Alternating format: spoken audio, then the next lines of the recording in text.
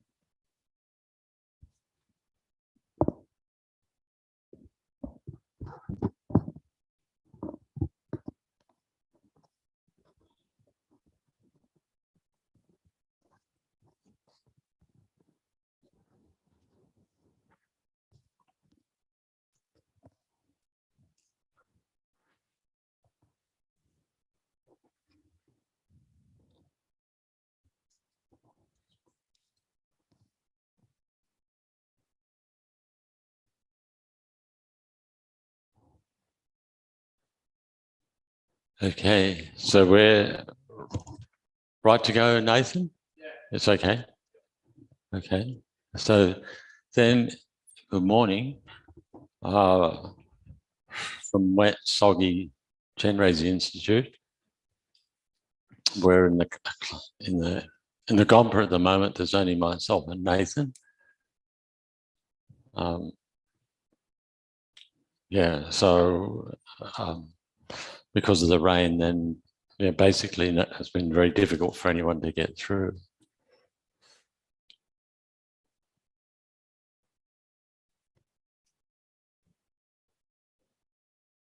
All right, so then Geshela won't be teaching this Friday or next Friday, so then I've been asked to fill in.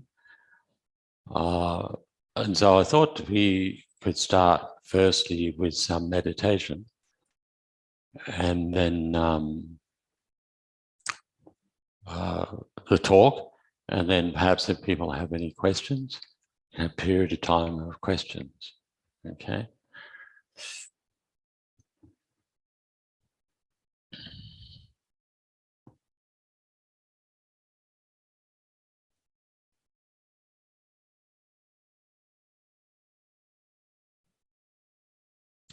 So then with the meditation, then can start with a few minutes of focusing on the breath. And if you already have a method to do this, then go ahead. Just use a method you find most comfortable. Otherwise, what you can do is just to be aware of the sensation of the air coming in through the nostrils and passing out, and try to maintain focus on that. And as the distractions arise, note them and bring the mind back to the breath. And so then just continuing like this for the first few minutes.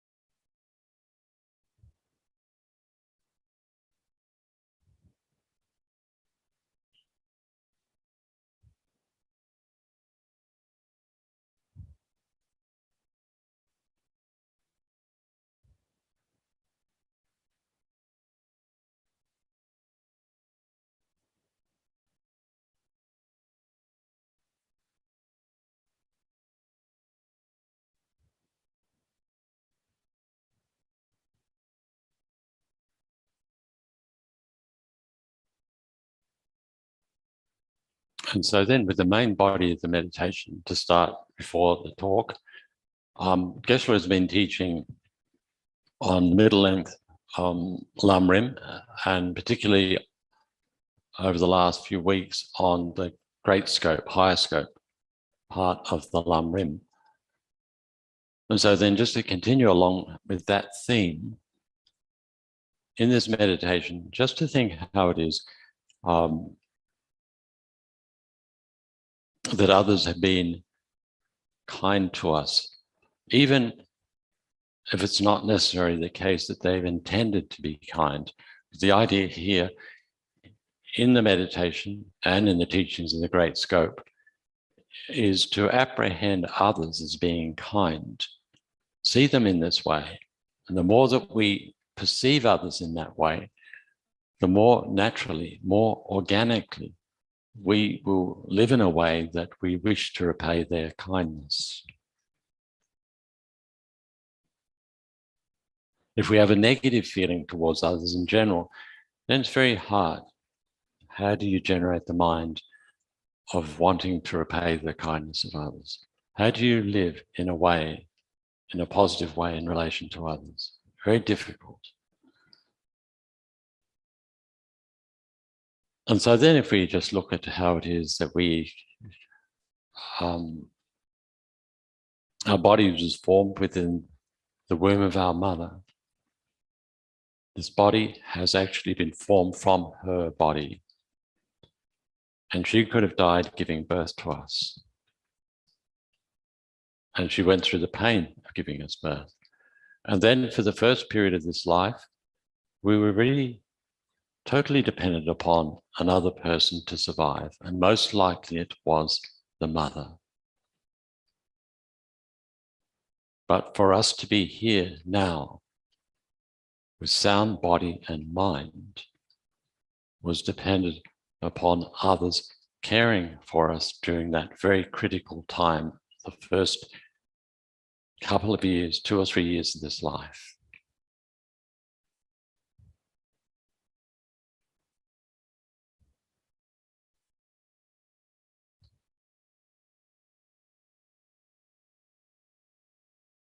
And throughout this life, for this body to survive, we need to receive food. And this in turn is dependent upon others growing that food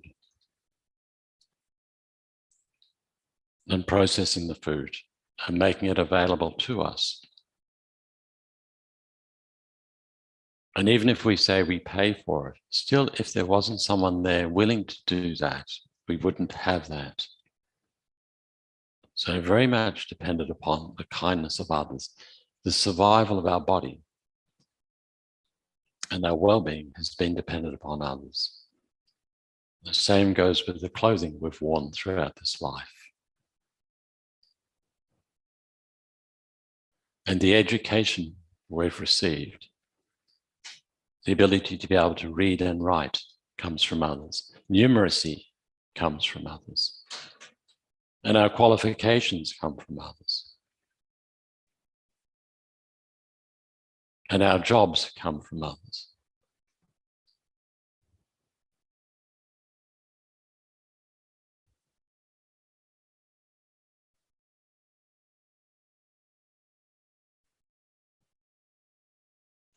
At the beginning of this life, we depend upon others. Most likely at the end of this life and into old age and approaching death, we'll be very much dependent upon others. And when we become sick, we also need others' care.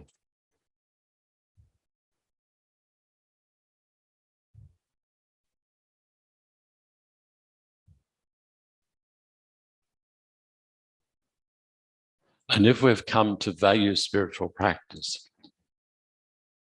the importance of developing the perfections of generosity and morality, and patience particularly, can see that they very much directly depended upon others. To be generous, we need a recipient. So it's dependent upon others that we're able to engage in the spiritual path that which brings meaning to our life.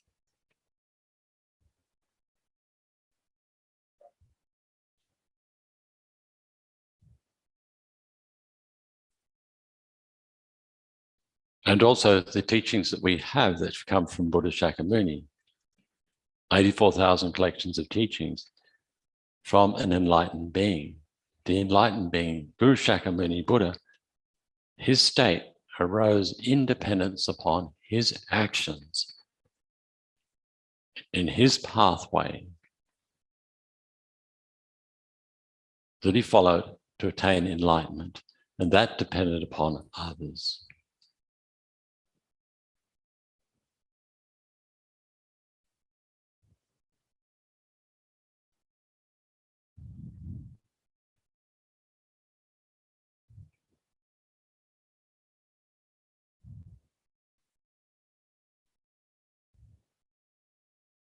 So the idea, the understanding of wanting to repay the kindness of others, living with a sense of the appropriateness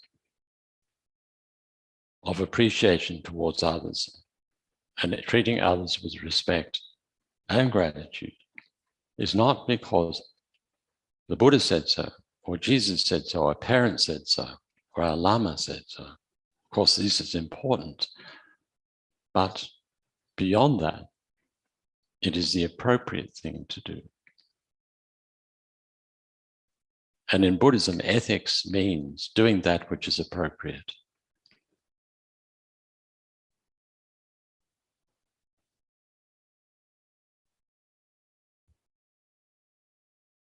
Generating the wish to repay the kindness of others.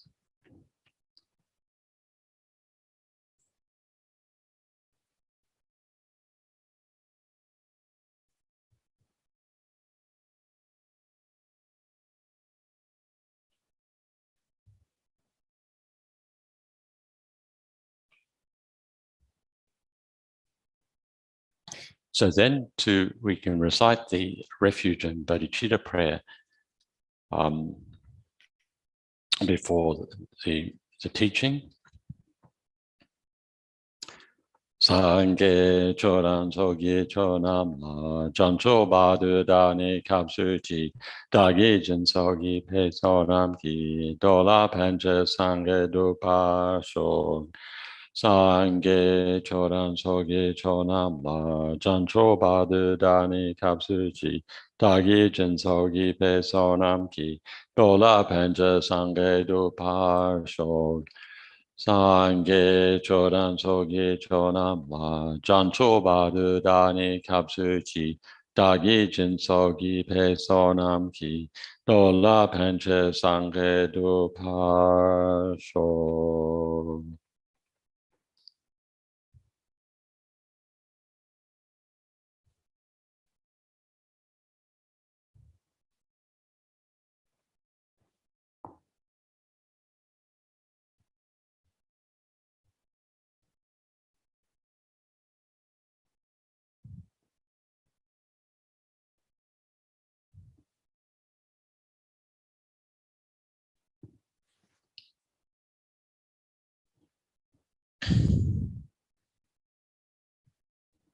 Okay, so some time back, I remember someone saying to me that, and this person was a Western Dharma student and someone who'd been involved in the Dharma a very long time, and someone whose opinion I respected very much. So I took very seriously whatever this person ever said, you know. Certainly didn't reject, took it on board, sensed his strong sense of wisdom and compassion. Very practical, very intelligent-minded person. But one time he said to me that in relation to how it is, and particularly because he'd been around for so long involved in the Dharma, and looking at some of the older students, some that have been around for quite some time, then he thought that it can be the case when people sort of like give up the Dharma. You can't necessarily know whether they're giving up the Dharma, but you don't see them again. They disappear like that. They seem to be distracted away from doing other things. Can't be sure 100%, but there does seem to be an appearance of people who were involved in the Dharma, but have drifted away. And so his view was, he thought to a large extent, it was because the Dharma practice becomes too difficult. Find it too difficult. It just becomes too difficult to continue. And so then its prominence in the life becomes less. And then along the way, then perhaps their mind also gets involved with objects of attachment and so on, like that. So it seemed to me to make sense. But I was also thinking whether, and it is true that there are people that we knew, that I knew from a long time back, they're not involved in the Dharma. They appear to be not involved in Dharma, they may be, but for those ones that drift away, to what extent is it also perhaps due to the fact that there isn't such strong faith existing in their mind? And by faith here, I'm referring to the faith, perhaps the faith in three ways. Faith in the essential goodness of humankind, including themselves. And then also faith in the existence of Buddhas manifesting in the world and Bodhisattvas existing in the world, and that their teachings manifest in the world on the basis of them being enlightened or highly realized beings. And then also faith from a point of view, having a faith in one's own capacity to change, to become a better person. So I don't know, but it just made me think, because if there's a kind of dynamic faith existing within you, where it is the experience of the Dharma in your life, and also a conviction, particularly in the capacity of people to transform themselves and to manifest, can be the ultimate manifestations in the form of gurus, and that these beings manifest out of compassion, and that you hold the view that beings, essentially, the essential nature of beings is something positive. If you live that, if you have that quality within your heart, you're living with a sense of light. And why would you give up light? Why would you abandon light? Why would you go for darkness? If you had the light, wouldn't you stay with the light? So even if the path became very difficult, would you separate away from that experience of the light? Wouldn't that still be there? And it strikes me, that's probably true. Of course, the mind can easily become under the sway of the afflictions. That's very true. But if the faith is very strong, it can act as a counterpoint to the afflictions anyway.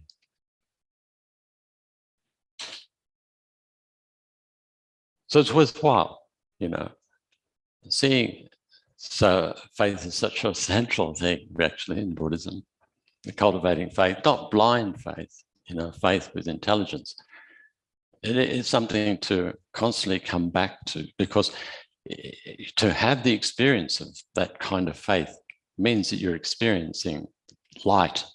And when you're experiencing light in your life, you're experiencing happiness, you're experiencing joy.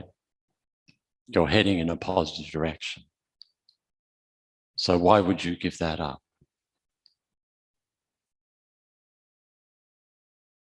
So anyway, so in relation to that idea of developing faith first off in relation to the essential goodness of human beings, we could say also animals, but just from a point of view, even just the everyday interactions with beings, the idea that that they have the essential good quality, no matter who they are, as sentient beings and human beings.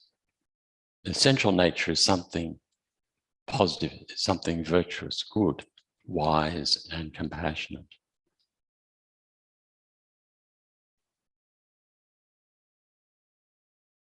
So this is important in our relationship with others. And when we see, of course, the conduct of others and things in the world, we see what happens with the world movements, the harms that are caused, the political upheavals, the potential violence in Europe, like this, the violence that's taking place now. And the tendency then to the mind to be thinking about people who are behind that, to see them as essentially bad. And so our mind can become cynical. So the Buddhist view is, sure, it's definitely the case that people do negative things. But as bad as those things are, and as bad as the tendencies are within people, they're still superficial to the mind. The Buddhist view is that all beings, all ordinary beings, come into the world and they have their mind conditioned by ignorance, have their mind conditioned by their afflictions, attachment, anger, hatred. They have certain karmas. And on the basis of those, they're very often impelled to do negative things. And when the conditions are there, all the conditions are right for those to be activated, then sometimes almost like powerlessly, they're under the power of powerlessly, they're drawn to act out actions to harm others. So the more that we're able to understand this, we're less likely we are to despair about human beings' behavior, and also less likely to be drawn into the belief in our own negative conduct as being essentially us. So important to maintain that faith no matter what occurs, no matter how negative things are. You don't despair on human beings' behavior. This is the case. You see the great beings like His Holiness the Dalai Lama, all the terrible things he's seen in the world, and Archbishop Desmond Tutu in the book of Joy and in the film Joy. Two old men in their 80s with various physical problems have seen many negative things occur in the world, but have not abandoned their conviction in the basic positive quality of human beings. So no matter how many negative things they've seen, they're still able to hold and to embrace that understanding, not like naively, but honestly understand how it comes, and therefore not abandon their positive view about others. So this is important that we hold a basic view, because if we don't,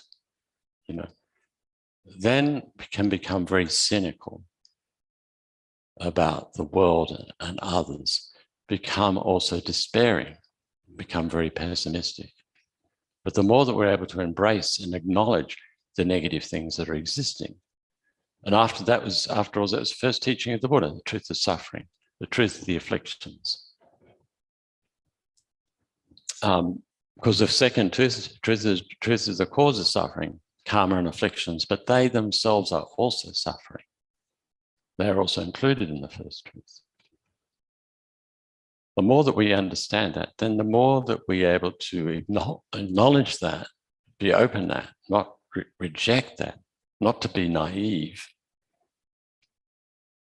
but at the same time maintain a positive view. And so this is important because the influences that we see in the media are going to tend to make us,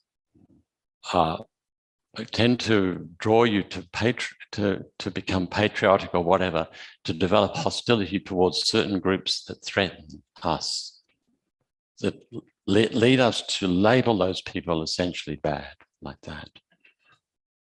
So we need to go beyond that superficial view, which is constantly influencing us, and to come back to the basic Buddhist teachings about the essential goodness of humanity. The Dalai Lama doesn't give up on that, nor do other holy beings either.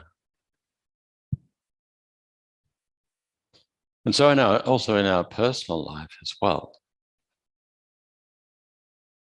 it's important that we also have the experience, the understanding of others as being kind. There are some people who may have been brought up in very traumatic circumstances, mistreated by their mother and father, didn't really have much of an opportunity from an early age. That's very true. But it's important, we may even be in that situation, that no matter what occurs, to try to understand why people do terrible things. It comes out of ignorance. If those our parents did terrible things, they have minds conditioned by ignorance. They have karmic tendencies, and no one gave them guidance, most likely, to be how to be wise, compassionate parents. It's important for us to understand that. In any case, even if they have done things which are inappropriate, not the right thing as parents, really, our mother didn't abort us. She could have died giving birth to us. Our body was formed from us, and she or someone else had to look after us to get us to an age where we had the ability to create the causes for meaning in our life, and that is the Dharma. She's done her job. One Tibetan Lama said that. If she's given you your human life, that's enough. We should have gratitude. Everything else is just icing on the cake. So however it is, for me, anyway, the most difficult time in my life, it was the memory. It was the memory of the kindness of my mother. And the memory, that was one of the things. The other thing was the remembrance of various instances in this life where people acted with kindness. And that kindness was not conditional. It didn't have some conditional motivation, but somehow the sense that people can do things out of the kindness of their heart. They're drawn to do this.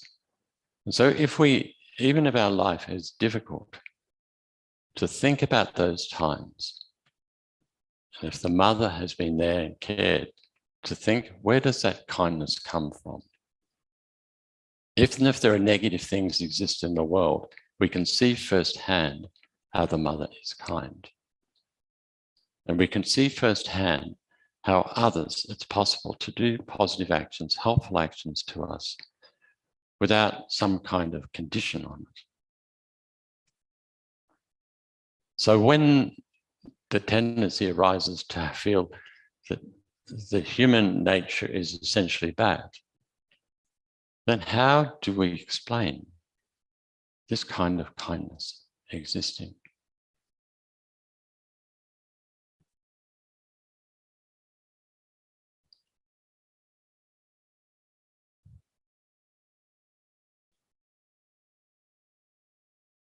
And so we also need to understand, sense that, but also It needs to be our personal experience of how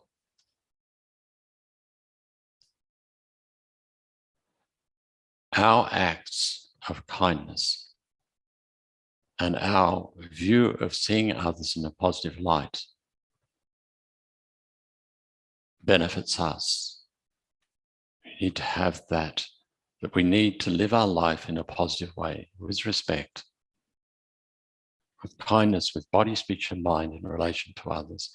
Because why? Because it's in our own interest to be like that. One American Buddhist teacher, I think it was Stephen Levine, who was involved with supporting people with terminal illness.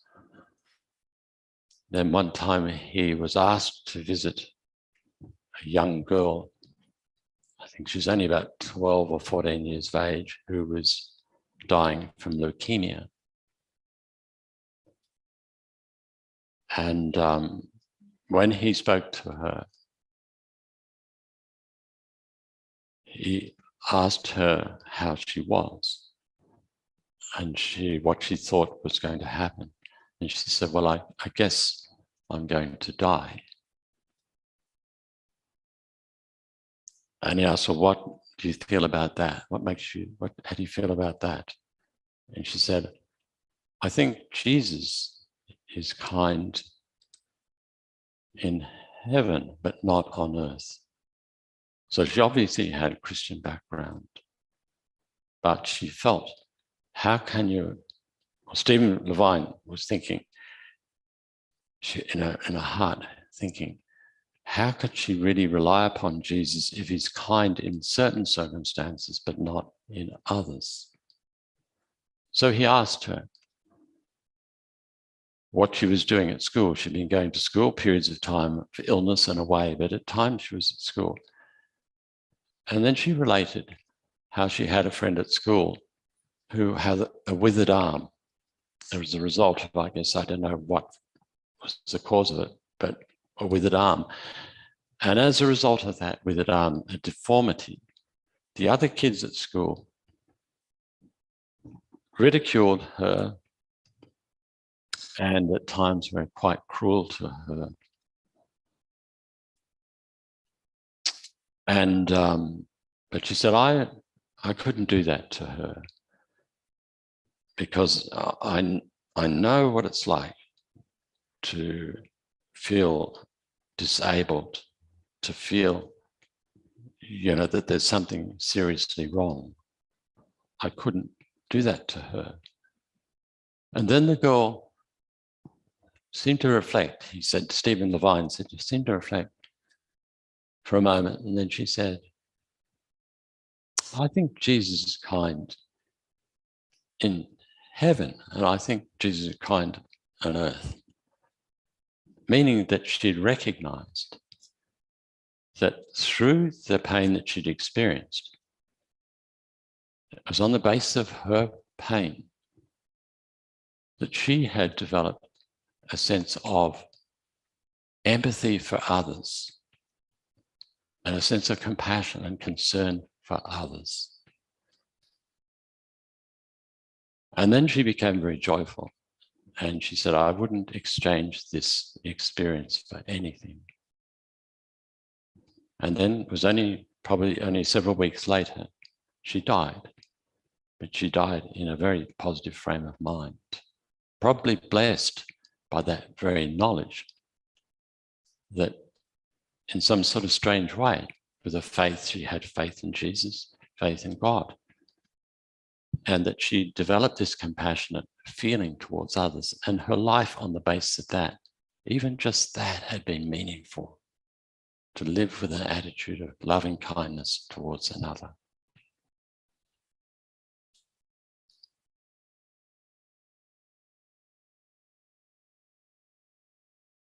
So we shouldn't underestimate this importance of this kindness.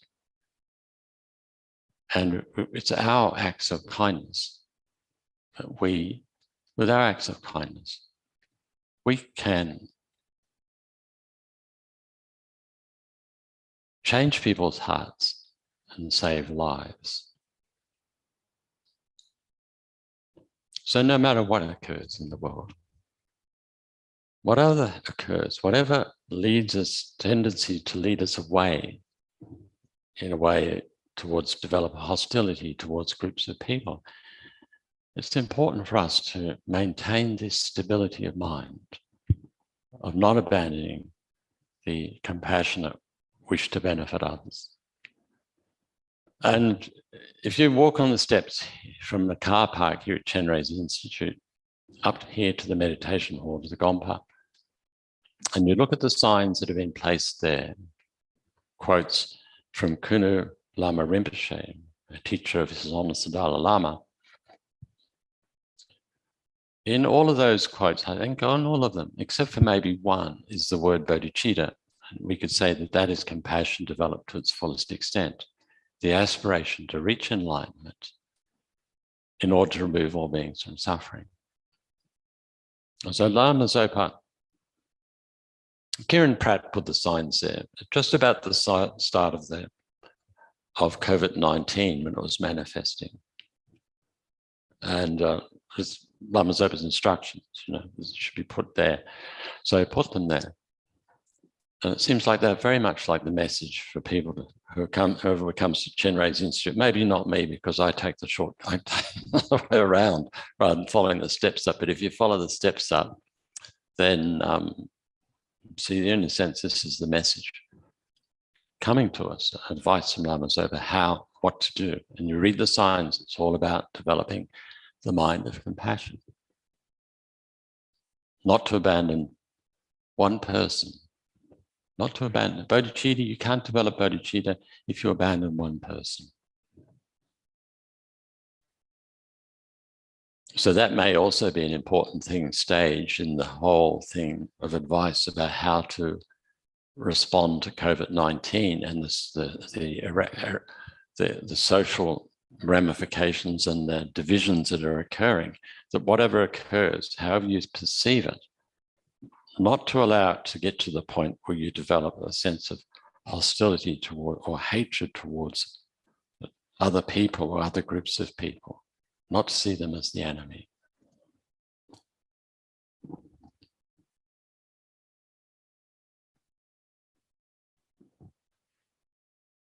So then it's important to maintain that kind of trust and faith in the value of developing the good heart, particularly good heart to its fullest extent, bodhicitta.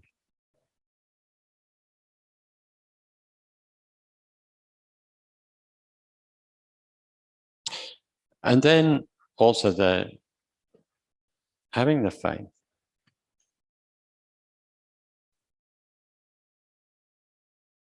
that there are exceptional beings that manifest in this world out of their unbearable concern for the welfare of others. And particularly Mahayana Buddhism, Tibetan Buddhism, form Mahayana Buddhism, that these beings are continuously manifesting in the world.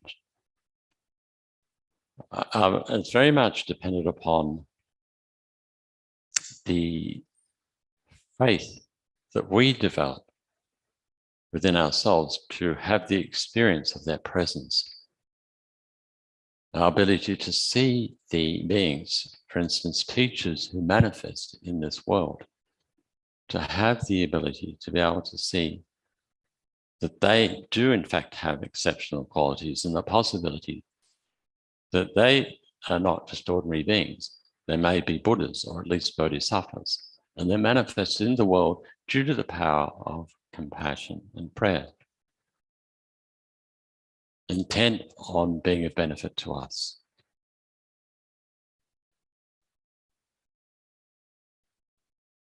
So the more that we're able to live with this sort of sense, a belief, a conviction that there are holy beings that manifest, that Buddha Shakyamuni came into the world 2,500 years ago, sacrificed his life countless times in the past to attain the state of enlightenment, and to start the cycle of teachings of Buddhism 2,500 years ago, with the intention, purpose being unbearable compassion to benefit others, to establish that doctrine.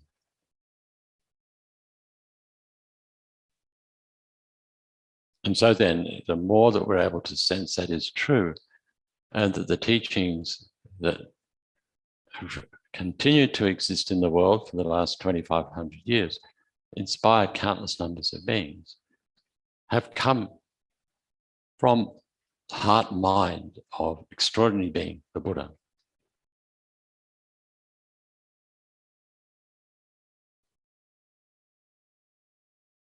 So the more that we're able to really sense that possibility, especially, I mean, it's one thing if you're born religious, and sort of, maybe you have an intuitive thing. Maybe if you're born Tibetan, you're born with this understanding the Dalai Lama is a Buddha, your family supports you and so on.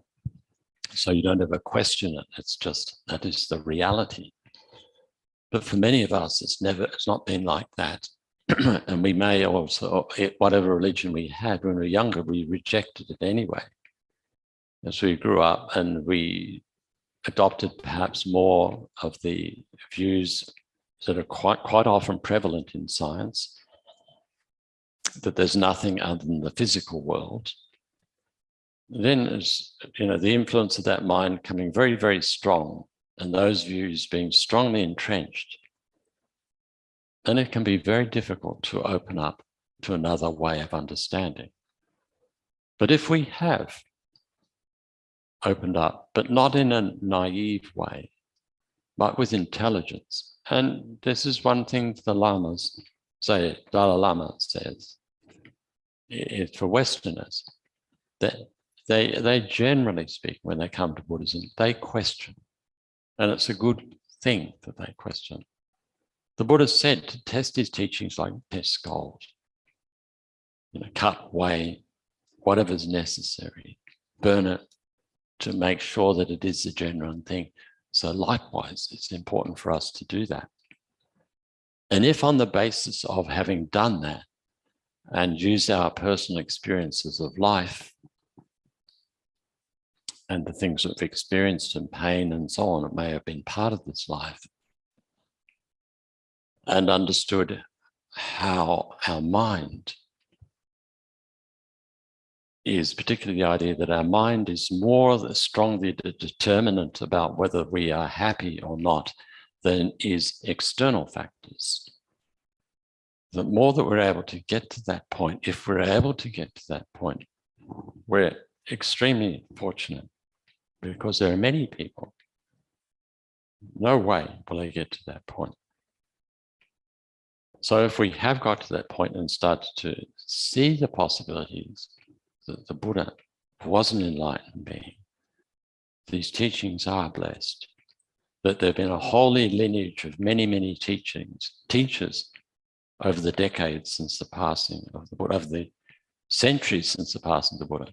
And at this point of time, we say that Buddhas manifest in the form of gurus. If we're able to really hold that, have that understanding, and to deepen that more and more through intelligence and examination, we are extremely fortunate. It can be almost like a dream come true. I would have liked to have believed in spiritual practice, would have liked to have believed in God, would have liked to have handed oneself over to God, but can't accept the existence of God. So therefore, if you can't accept that, you can't accept spiritual practice. But of course, Buddhism doesn't assert the existence of God, a God creator, but it does assert the existence of a dimension to our being which is not physical. Our mind, our heart mind, and it is something we say, particularly in Mahayana Buddhism, that we can become a completely awakened being.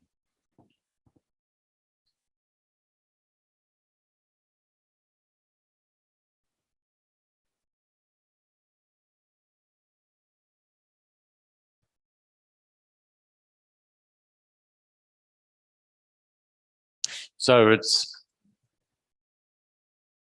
to generate more and more through meditation, acquainting the mind. Meditation means acquainting the mind more and more over and over again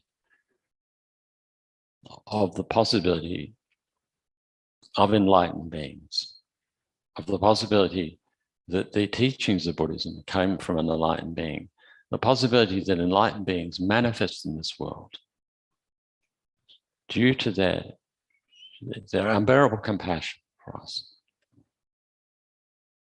The real possibility that is the case, and is constantly go back to that as the source of a sense of faith in that for this life. Then, of course, our life becomes infused with life, with light, a possibility of increasing joy and happiness is there. So, like for instance, in relation to the Buddha's teachings, the first teaching he ever gave was the Four Noble Truths, the Four Arya Truths. So that was taught 2,500 years ago. So in one way, we could say things that occurred 2,500 years ago are relevant to what's happening now in the world. But when you really look at the Four Noble Truths, they're so relevant to this present time. And so if that's the case, if they're relevant then, and it seems like they've been relevant since that time and right to the very present moment, somehow there must be something really profound there, coming from a profound level of wisdom and understanding. And so with those four truths, the first teaching of the Buddha, the first truth was the truth of the unsatisfactory nature of cyclic existence, this rebirth and death due to the power of karma and affliction, or the unsatisfactory nature of our existence, of our body and mind that we have now, that in Buddhism is said comes from karma and affliction. But basically the understanding that life brings problems, birth, sickness, aging, death, then also not getting what we want, pursuing things in this life, but not ever finding lasting happiness in these external things, then being faced with things that we don't like, and then being separated from the things that we like.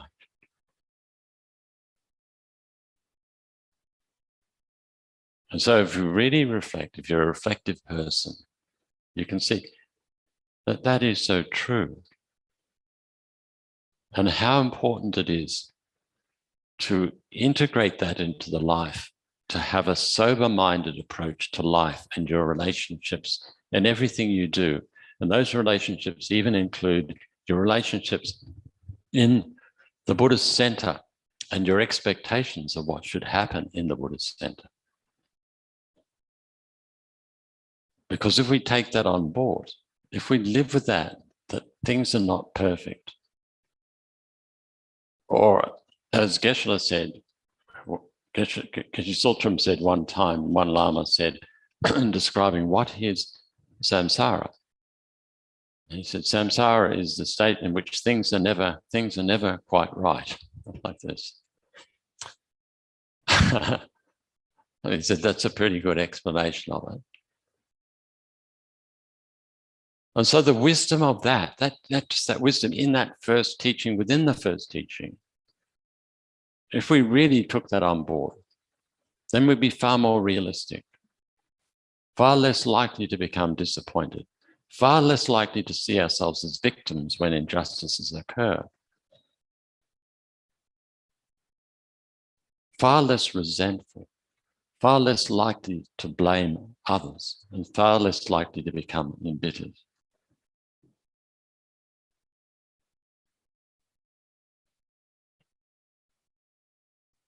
And so that can, even in a Dharma center, so important, because people can come, rather than a sober-minded attitude, They come with an unrealistic optimism. They come and they may even take up prominent positions in the Dharma center with this optimism about how they're going to save the center. Yet Lama Zopa hasn't been able to save Chenrezig Institute. If Lama Zopa hasn't been able to save Chenrezig Institute, how can just an ordinary person, no matter how many good qualifications they have, is going to save Chenrezig Institute? Highly unlikely. But that doesn't mean to say Chenrezig Institute can't be a source of benefit to the world. In fact, it is. It's an oasis. Oasis, why is it an oasis? Because it has the Dharma. And so it's important, because otherwise we can see where the problems arise very often, even in a Dharma center. When people come, take on positions, they have their optimistic idea about how things are going to be and how things should be, but they don't turn out that way. And so they get upset and they blame the center, they blame the people there, right? But the problem was not with the center, really. There's plenty of problems with Chenrezig Institute, but where the real problem lay was in that unrealistic expectation. The seed for the demise and the difficulty of that person was when they started with that optimistic mind. And so it's worthwhile. The atheist philosopher Alain de Botton says the problem in the West today is not pessimism, but is optimism. Precisely this reason, the expectation, and particularly in America, he says, because of the expectation of the next technological development, next economic development, next scientific development, next president of the United States, next partner, whoever else. But unrealistic expectation that happiness will come from this. But he said for the religious person, they're more, he said pessimistic, but I think it's sober-minded in Buddhism, more sober-minded, more realistic. And so then you don't hold out that unrealistic hope, and then you don't go through that disappointment and resentment. And then you can maintain a lifetime connectedness with the center, rather than abandoning the center and the Dharma.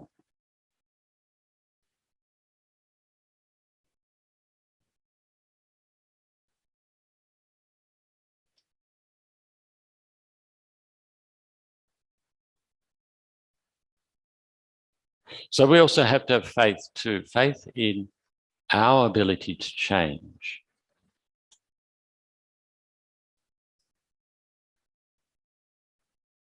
And so the lamas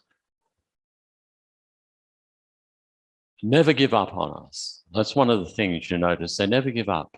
Dalai Lama never gives up on. Lama Zopa never gives up. And as someone asked him once, why don't you give up on? He said, because I understand. But it also reflects their conviction in our ability to change. We have got Buddha nature. We can change.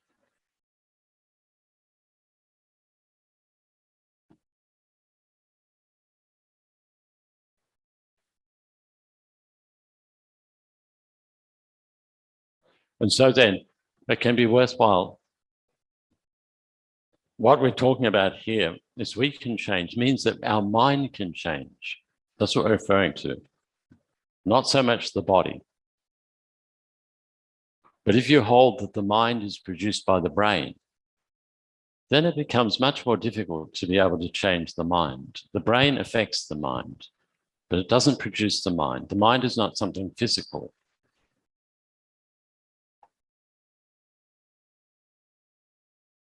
If you think that the mind is produced by the brain, by the chemicals and electrical impulse in the brain, and then the brain deteriorates as we get older, then it becomes how much control do we have to be able to change the mind? But if we understand that the mind is not something physical, and the Buddhist view is it's not just physical, it's been existing, it's not only not physical, that it has its origin in its previous instant. It's not a physical entity. It comes out of its previous instant of knowing or awareness. And that comes from the previous one, and that comes from the previous one. if you trace it back, was existing within the womb as the body was formed, and it entered into the womb at the time of conception. Sperm and egg came together and consciousness entered. That consciousness or mind is not something physical. It predates this life and it separated from a body of the previous life, and it went through since beginningless time. Beginningless time, there's no beginning to this stream of awareness or mind or knowing, consciousness.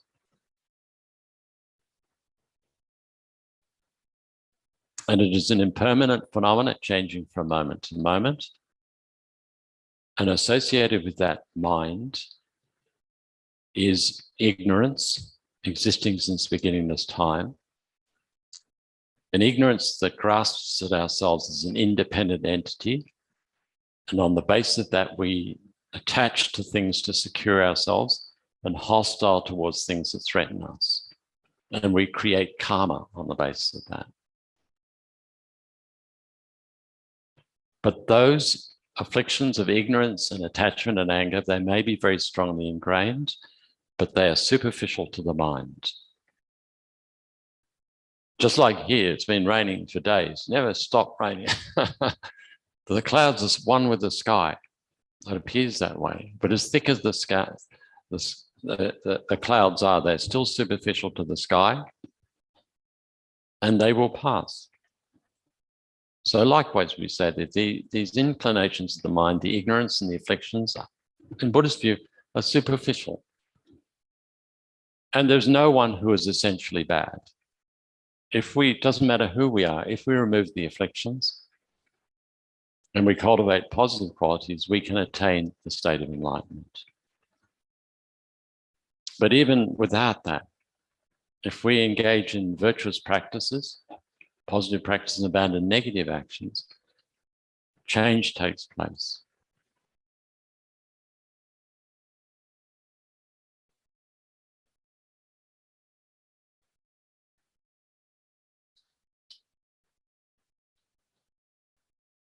So it can be where we engage in spiritual practices, to sense where change is taking place, needs to be looked at for over a period of time.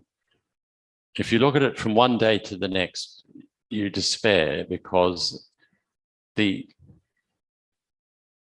be periods of times where things get worse because of external circumstances and ripening of one's own personal karma. So it's a matter of looking at a longer term perspective of how it is that actively engaging in spiritual practice, cultivating the positive things and abandoning the negative things, can bring about change within ourselves.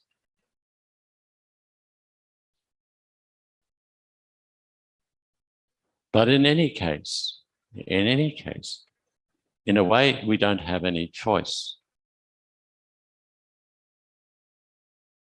If we want to have peace of mind,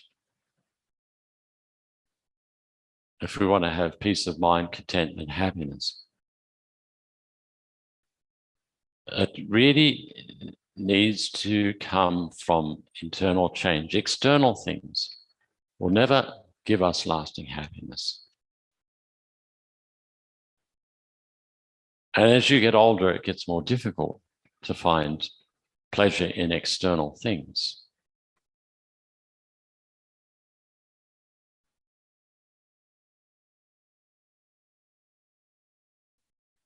So the only way forward really is to bring about internal change.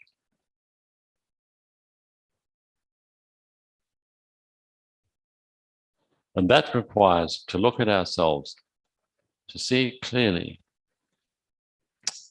set of personal values, and to see where it is, how our tendencies are, and the influences that make us do unskillful things. And the influences are very strong. And they may include such things as the media and what we watch on the computer screen. and the friends that we keep, and our personal values.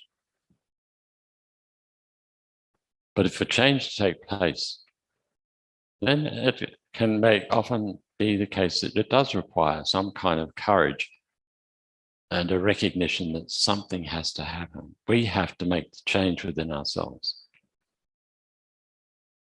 It's up to us.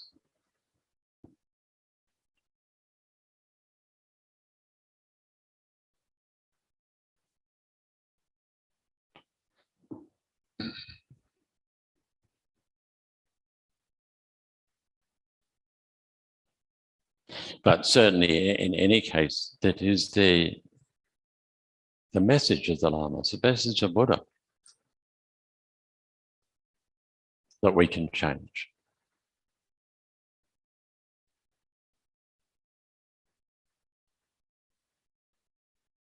And we have pretty good circumstance to be able to do that. This human life we have. Human life and our life situation, and the access to the methods of Buddhism and our connectedness within this Buddhist tradition and the teachers and the source of inspiration and a degree of intelligence. And also enough over our life, our personal experience of life. Often it can be the experience of our own personal loss and pain, so on. That can be a great blessing, because then it gives you motivation to do something.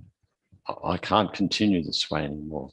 I've got to stop drinking. You know, something happens, triggers it.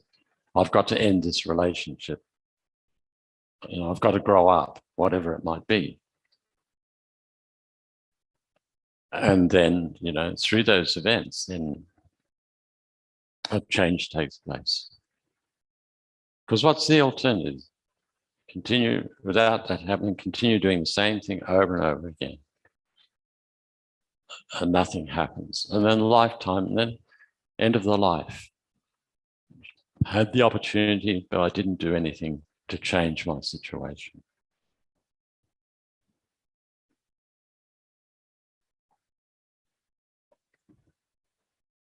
Oh, okay.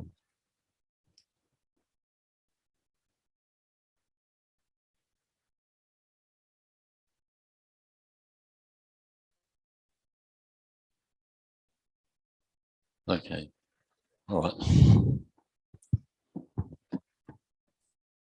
All right, so are there any questions?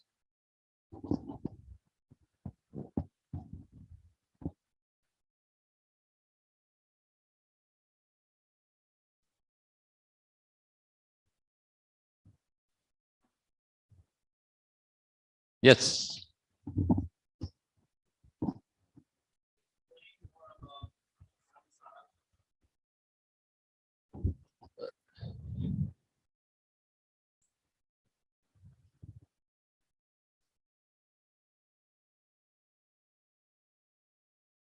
Okay.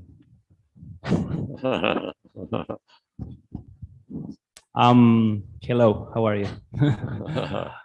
I have no knowledge at all about samsara. Yeah. So I would like to know a little bit more about it, if you can explain something. Yeah.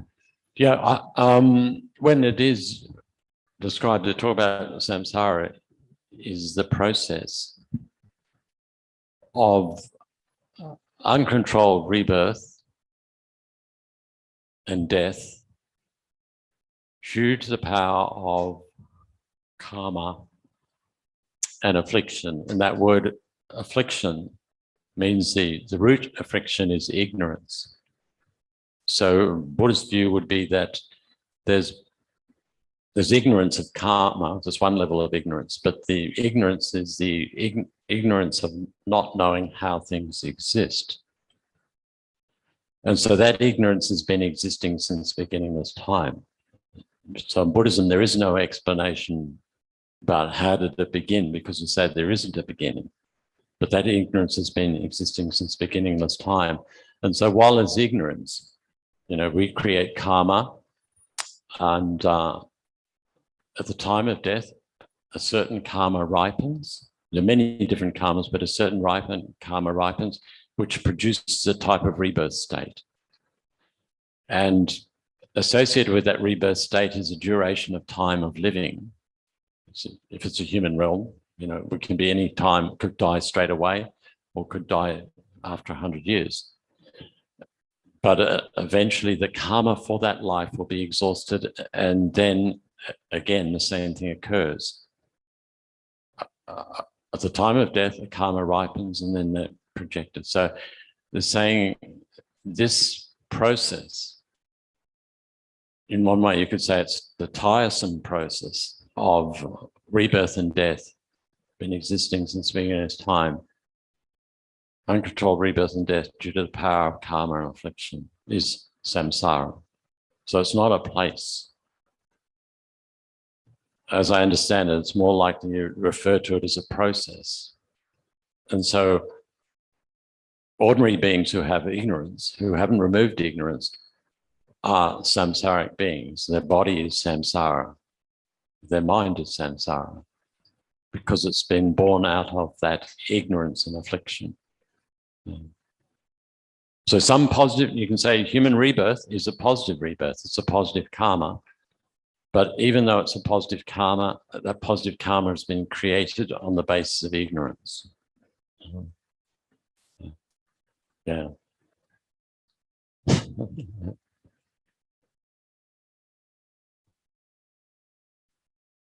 Where are you from? Spain or South America? Whereabouts?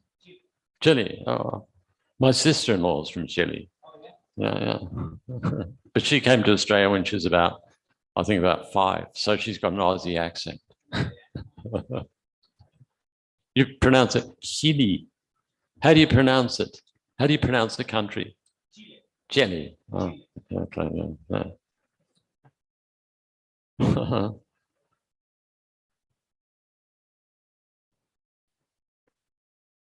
So are there any questions from on the internet out there?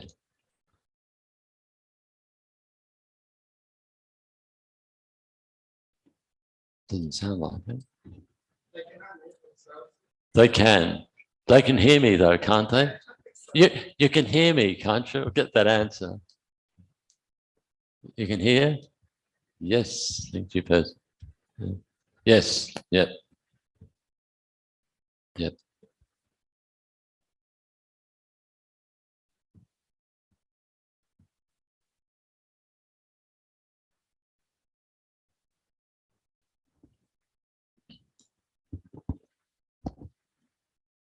Okay, yeah, the camera's working, yeah. So the camera wasn't working at all, was it? Oh, does it close down when it runs out of battery? Oh, okay. Yeah.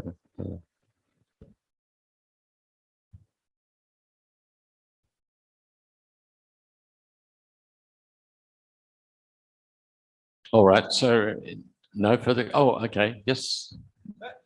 Yep. As you get older, you have difficulty in finding pleasure in external things. I'd like to know what you mean by that, please. Oh, sorry. Yeah, because it's for here as well, so they can hear. Oh, you mentioned something about, oh, sorry. You mentioned about getting older, you have difficulty in finding pleasure in external things. I just wondered what context you were referring to and how to interpret that, please. What was that last part? How? To interpret that, how to understand that, please, okay. in the Dharma. Yeah.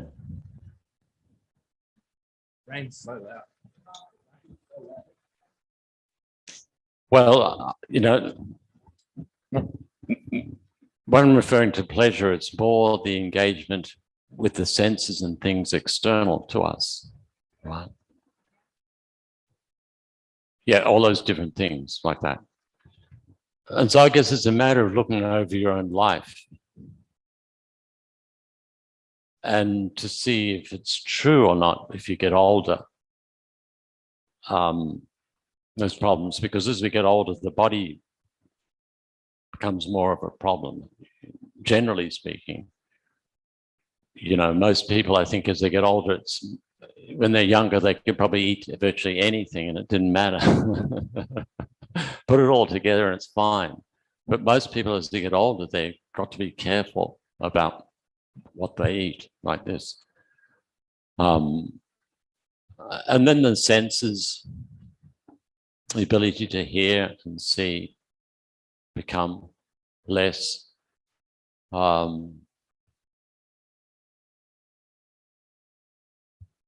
Sexual pleasure in general, you don't have that vitality you had once for most people like that. So in general, it's like that. And I think,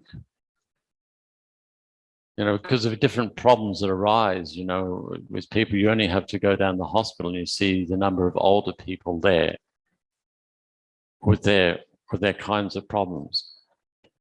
And I remember one time, it was when I was at WA, Western Australia, I was reading, it was in the Western Australian paper, but it was a letter that was written by a woman in Melbourne, who she'd written this letter just before she took her own life. She wasn't terminally ill, but she said in the letter, it's becoming increasingly difficult for me to find enjoyment in pleasures as I'm getting older. And so I can't see any purpose for continuing to live. I'm not terminally ill or anything, but I think I should have the freedom and the right to end my life when there's no longer any purpose to it, because I'm not going to be experiencing pleasure. So, and I could sense what she was saying was true. In general, it becomes more difficult to have these pleasures of the senses. And if that's what your life measure of worth, happiness comes from, then that in itself becomes a source of suffering. But from Buddhist perspective is that there's nothing wrong with having pleasure. But if you depend upon it for your happiness, then as you get older, your life's going to become more difficult or more suffering. So it's a case of whether the pain of not enjoying pleasure becomes suffering or not is very much dependent upon the mind. So Buddhist perspective would be to understand really that fulfillment, lasting happiness comes from developing good heart. And if you have the capacity to do that, good heart, wisdom, capacity to be able to transform difficulty into the path, then it's possible as things become more difficult and more painful and less pleasurable, those sorts of pleasurable, the mind could perhaps become even happier because you sense your ability to utilize difficulty in the path. And then that means your life becomes really meaningful.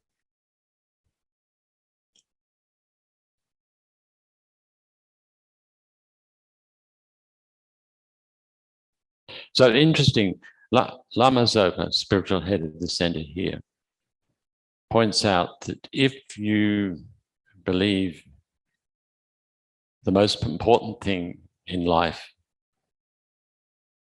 is your health,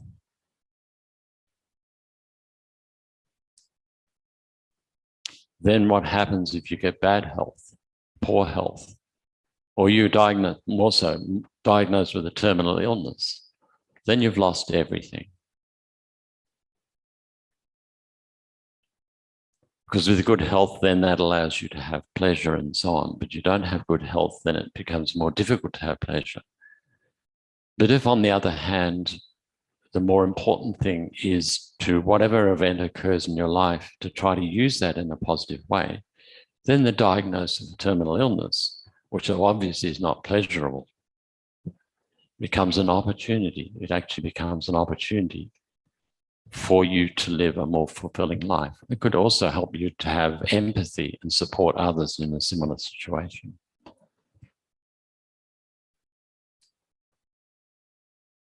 So it's a matter of perspective. Yeah.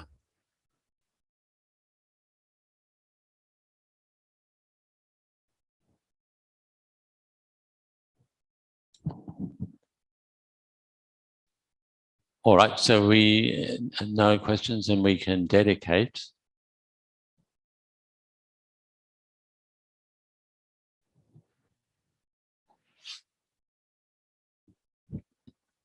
So then just to dedicate whatever positive results from this session of the meditation, first off, the kindness of others, and then the teaching related to cultivation of more and more faith.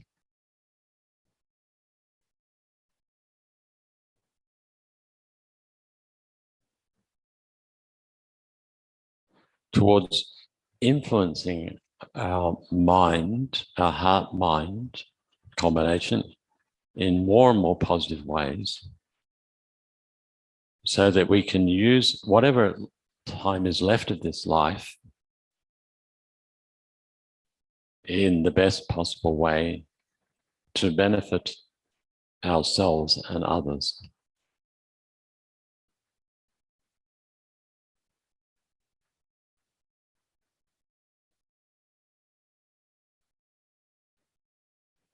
Okay, so thank you.